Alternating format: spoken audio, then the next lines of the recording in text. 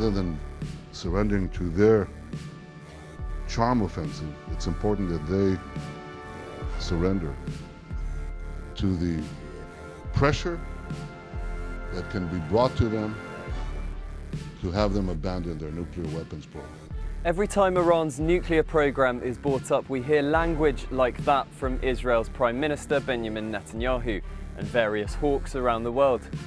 And if we said that there was a Middle Eastern country that had built a nuclear bomb using technology either stolen by spies or provided by its closest allies, then you'd be forgiven for thinking we were talking about Iran. The country we're talking about has built up an arsenal of between 80 and 150 nuclear warheads.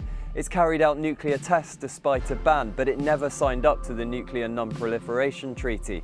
The materials and knowledge it needed to build the bomb were sold to it by the US, Britain, Germany, France, and more, all of them campaigners against proliferation.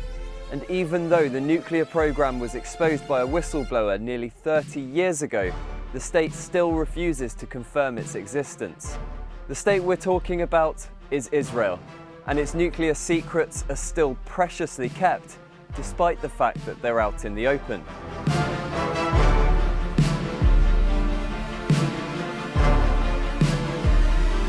In 1986, an Israeli nuclear technician called Mordechai Vanunu handed details of the program over to the press in Britain. He's been called a hero of the nuclear era by Daniel Ellsberg, but Israel took a very different view. He was abducted in Italy by agents from Israel's spy network Mossad and taken back to Israel, which is illegal under international law. He was then sentenced to 18 years in jail in a trial held behind closed doors. He served 11 of those years in solitary confinement, and since he was released in 2004, he's been re-arrested and re-imprisoned time and time again, and has also been branded a traitor. So even though this information has been public since the mid-80s, the Israeli parliament, the Knesset, still fails to acknowledge the program actually exists. But this is what we do know for sure. The Israeli Atomic Energy Commission was formed in 1952 and immediately worked closely with the military. Within a couple of years, Israel was able to extract uranium found in the Negev desert and was able to produce heavy water. Believe it or not, the US hasn't actually always been a close military ally of Israel, and successive presidents, Eisenhower, Kennedy, and Johnson, all told Israel no when it came to nuclear bombs. It was actually France who were the biggest contributors in terms of manpower and expertise, despite publicly being against proliferation. Israel reached out to France for help in designing and building a reactor at Dimona. Construction began in the late 1950s, but Israel claimed the site was either a textile plant or a metallurgical research facility. The US weren't convinced and flew U-2 spy planes over the site, and in the 1960s, inspectors were sent in, but they couldn't find any evidence of weapons-related activity, partly because it's reported the Israelis built decoy control rooms and bricked over access points to parts of the facility during the inspection. But there was also willful neglect. Between 1963 and 1964, Israel purchased yellowcake from Argentina. Now, yellowcake is the commonly used name for uranium oxide, which is critical for fueling a nuclear reactor, and therefore for producing plutonium for weapons. Canadian intelligence discovered the purchase and passed information on to us Limeys and the Yanks, but we decided not to do anything about it.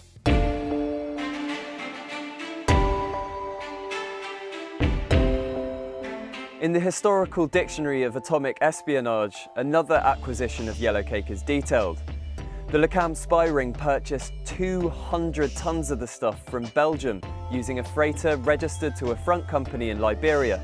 The boat turned up in a Turkish port without its cargo after it was transferred to a separate vessel somewhere in the Mediterranean. The Israelis obtained heavy water from Britain and Norway with only one check carried out by the Scandinavian partner in the deal on whether or not it was being used for weapons.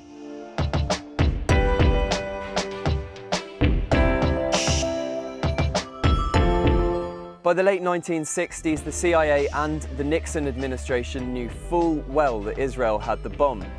But they feared public knowledge would disrupt the nuclear non-proliferation treaty they were about to sign. Secretary of State Henry Kissinger advised that Israel should make no visible introduction of nuclear weapons. And so they kept stum. And it's from that moment on that US involvement began to grow.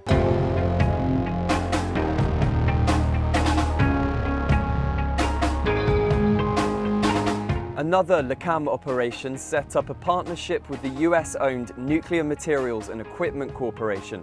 Officially, at least, they were investing in the irradiation of fruit crops. Although actually the boss, Dr. Zalman M. Shapiro, who was a vehement Zionist, was actually diverting nuclear fuel to Israel. When it was finally discovered, the company was fined $930,000 because it couldn't account for the missing uranium. And then much more recently, there's Stuxnet. Stuxnet shut down 1,000 centrifuges in Iran's nuclear enrichment facilities and forced the Iranians to suspend work at the plants. At the time, Stuxnet was the most complicated computer virus ever discovered, and it made its way into all sorts of places around the world, but its target was Iran's nuclear facilities. There were a lot of theories about who developed it, but last year Edward Snowden revealed to Der Spiegel that Israel and the US had created it. Remember LACAM, that spy ring that we mentioned earlier? Well, they'd managed to obtain through bribery the blueprints belonging to Urenco, a European uranium enriching company. Those exact same blueprints were also stolen by Abdul Qadir Khan, a Pakistani who helped his own country develop their enrichment program. He also sold the plans to Libya, North Korea, and Iran. So Iran and Israel had exactly the same uranium enrichment facilities, and that explains how the NSA and Israel were able to develop a code that exploited 20 zero-hour weaknesses, because they knew the system inside out. And this isn't all a thing of the past.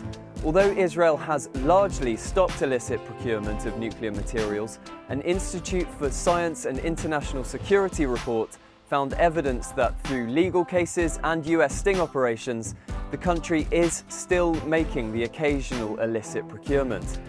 And all of that raises a lot of questions.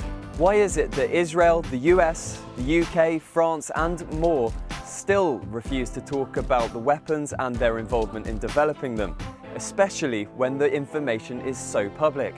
Why is it that Israel's secret nuclear program was tolerated, but Iran faces heavy economic sanctions when it says it's not even after a weapon anymore? And perhaps we should also be pondering, who's the real nuclear threat in the Middle East?